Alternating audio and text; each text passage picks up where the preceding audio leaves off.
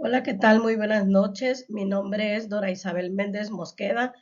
Soy estudiante de la Universidad Virtual del Estado de Guanajuato.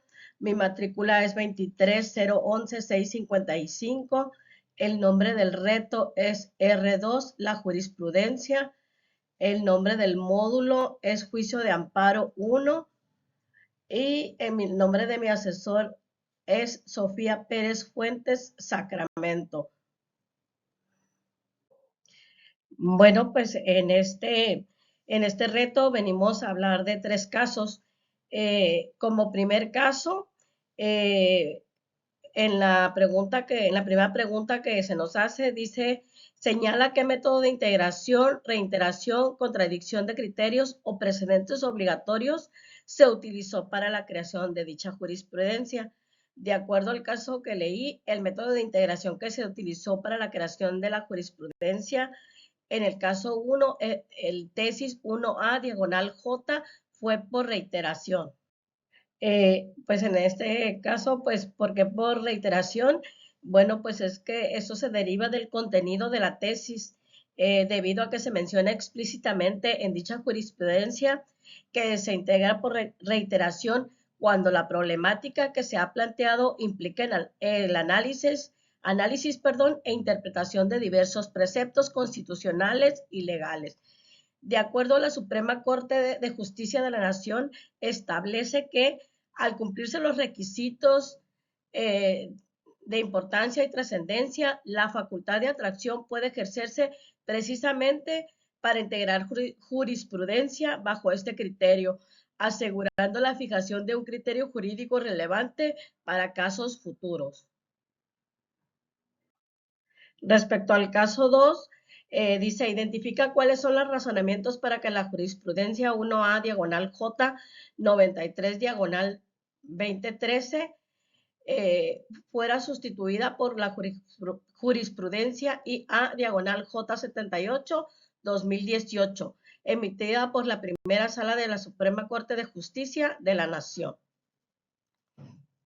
Bueno, la jurisprudencia 1A diagonal J 93 diagonal 2013 fue sustituida por la 1A diagonal J 78 2018 debido a que una nueva interpretación que realizó la primera sala de la Suprema Corte de Justicia de la Nación, eh, los, eh, los, uh, los principales razonamientos para esta sustitución fueron los siguientes. Como punto número 1, cambió la interpretación del impacto en la libertad personal en la jurisprudencia anterior con número IA diagonal J 93 2013, debido a que se considera que la citación a la audiencia de formulación de imputación con la notificación de aprehensión en caso de no comparecer afectaría la libertad en giro del investigado. Al ser una obligación impuesta por el juez con la posibilidad de ser detenido, por lo que, por lo que se permitía el juicio de amparo indirecto para impugnar dicha presentación. Como segundo punto, el análisis del Código Nacional de Procedimientos Penales, la primera sala realizó una nueva reflexión con la cual concluyó la regulación de la citación en las legislaciones locales. Era muy similar a la prevista en el artículo 141 del Código Nacional de Procedimientos Penales. En dicho análisis se estableció que la citación no presenta por sí misma una afectación a la libertad personal del investigado, sino que simplemente es una comunicación por parte del juez que requiere su presencia en la audiencia inicial. Como punto número 3, el carácter de la citación como acto judicial fuera del juicio, se determinó que la citación del investigado a la audiencia inicial no constituye un acto de la reparación, sino que solo es una comunicación para que la persona se presente voluntariamente, debido a que la posibilidad de una comparecencia forzosa solo ocurre si el investigado no acude, por lo que solo por esto el Ministerio Público puede solicitar la intervención de la fuerza pública, lo que se considera un acto futuro e incierto. Como punto número 4, la improcedencia del juicio de amparo indirecto. Con base en el nuevo análisis, se concluyó que el auto que ordena la citación no afecta a la esfera jurídica del investigado de manera directa y, por lo tanto, no es impugnable. mediante juicio de amparo indirecto, conforme al artículo 107, fracción 4 de la Ley de Amparo. El cambio de criterio refleja una interpretación más que garantiza el proceso penal acusatorio alineada con la normativa nacional y asegura que la citación por sí misma no se equipara a una restricción de la libertad personal. En el caso número 3, respecto a los casos 1, indica qué época del semáforo judicial de la Federación fueron publicadas las jurisprudencias. En el caso 1, la tesis 1A, diagonal J, 102-2011, novena época del 4 de febrero de 1995 al 3 de octubre del 2011. En el caso número 2, la tesis IA, diagonal J, 78-2018, fue publicada en la décima época del 4 de octubre del 2011 al 30 de octubre del 2021. El caso número 3, la tesis P diagonal J 145-2000, fue publicada en la novena época del 4 de febrero de 1995 al 3 de octubre del 2011. En el caso número 3, dice, señala para qué autoridades es obligatoria la aplicación de dicha jurisprudencia. De acuerdo a la jurisprudencia 3, P diagonal J 145-2000 es obligatoria para las siguientes autoridades. 1. Tribunales del Poder Judicial de la Federación, como son Suprema Corte de Justicia de la Nación, tribunales colegiados de circuito, tribunales unitarios de circuito, juzgados de distrito.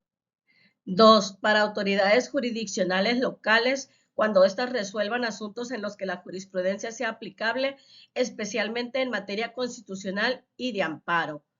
3. Órganos administrativos en casos donde la jurisprudencia sea relevante para la interpretación de normas jurídicas.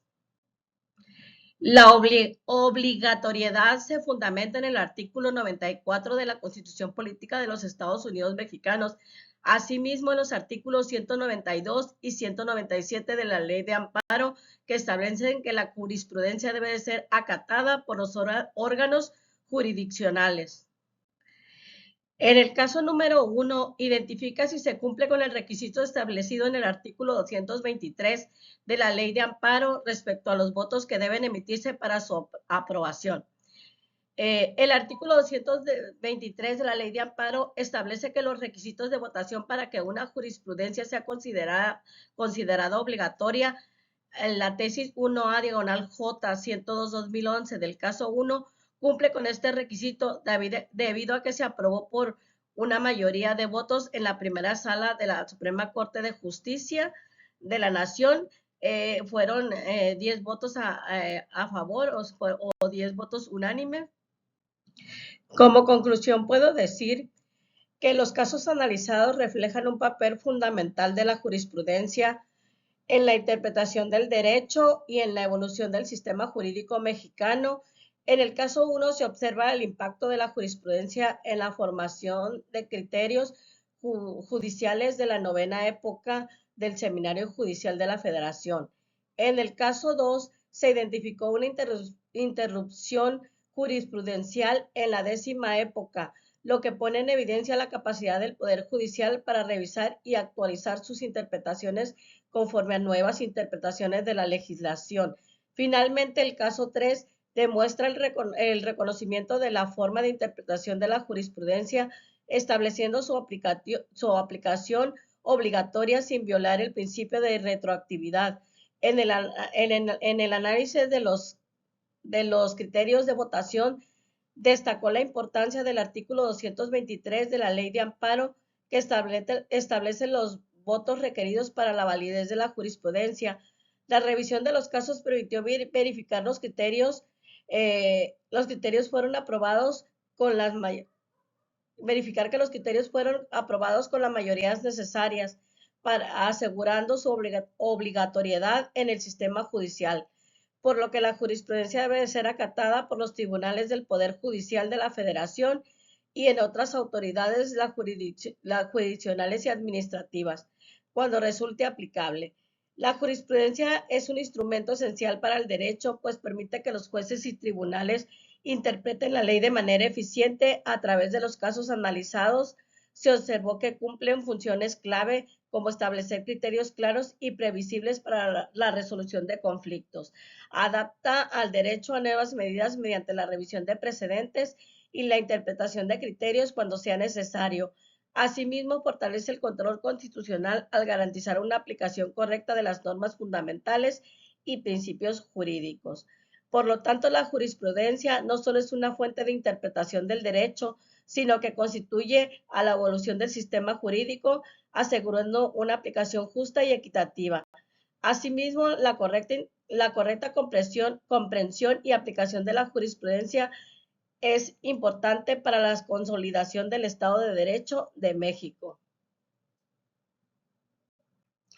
Y por último, enlisto mis referencias y pues muchas gracias por escucharme y éxito a todos.